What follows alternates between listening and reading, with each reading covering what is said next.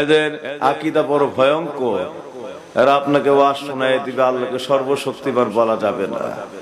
আল্লাহকে সর্বশক্তিমান বললে শিরক ঢোকার সম্ভাবনা আছে।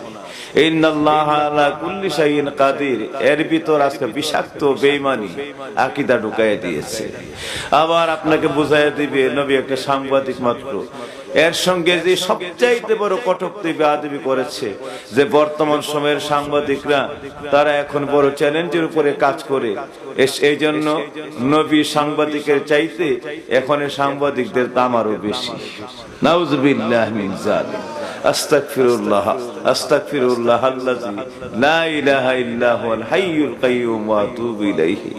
আমার বাবাজিরা, এইভাবে আপনাদেরকে আমাদেরকে এই সকল ওয়াজের মসনদে বসে বসে সরল মনা ইমানি সুন্নি ভাই বাংলাদেশের বুকে আমাদের ভাইগুলিকে এককালে সব ওলিদের দরবারের ভক্ত ছিল, কারণ ওলিদের দ্বারা ইমান পাইছে, এই জন্য ওলিয়া উলিয়া ছাড়া কিছুই বুঝতো না।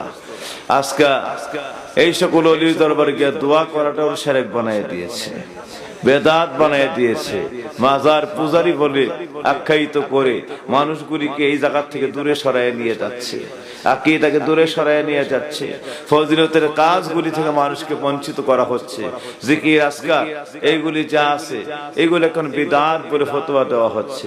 খাস মাহফিল, ইসালে সওয়াবের মাহফিল, ওলিয়া উলিয়ার দরবারে ওই সকল মাহফিল, 11 শরীফের মাহফিল, এইগুলি সব বিদআত। বিদআতের ফতোয়া জমিনের মধ্যে ওয়াজের মঞ্চে জারি করে দিয়েছে। নাউযুবিল্লাহ মিন যালিক। আমার বাপজিরা ওই জায়গায় বসে বসে এই সুর গুলি মানচুর বেঈমানগুলি ফতোয়া আপনাকে শিখিয়ে দিচ্ছে, জানাইয়া দিচ্ছে সব বরাতের কোনো আমল নাই, সবে বরাতের তো আমল নাই, এটা বিদআত, কাঁচা বিদআত। এই মিলাদ কিয়াম এটা একদম বিদআত, এগুলি করা যাবে না, শিরক হয়ে যাবে, ঈমান চলে যাবে। ফরজ নামাজের পরে দোয়া নাই, জানাজার পরে কোনো দোয়া নাই। আপনাকে শিখাইয়া দিবে চালহাম চল্লিশা, এই সকল দিবসের কোন দোয়া জিয়াফত, কোন প্রকার এরকম দোয়ার আয়োজন করা, এগুলো সব বিদআত।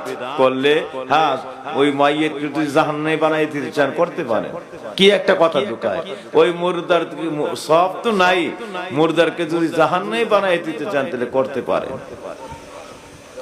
আপনার যদি ইচ্ছা হয় আপনার মাটাকে জাহান্নামে বানাই দিবেন, ভাইটারে জাহান্নামে বানাই দিবেন, বাবাকে জাহান্নামে বানাই দিবেন। হ্যাঁ, তাইলে গিয়ে এইরকম দোয়া মাহফিল, হ্যাঁ চল্লিশা, পঞ্চদিবসের দোয়া, হ্যাঁ এইরকম দোয়ার আয়োজন, জিয়াফতের আয়োজন এগুলি করতে পারেন। যদি চান যে তাকে জাহান্নামের আগুনে ফেরেশতারা পুরা জ্বলতে থাকুক, হ্যাঁ আযাবকারী ফেরেশতারা আযাব দেয়,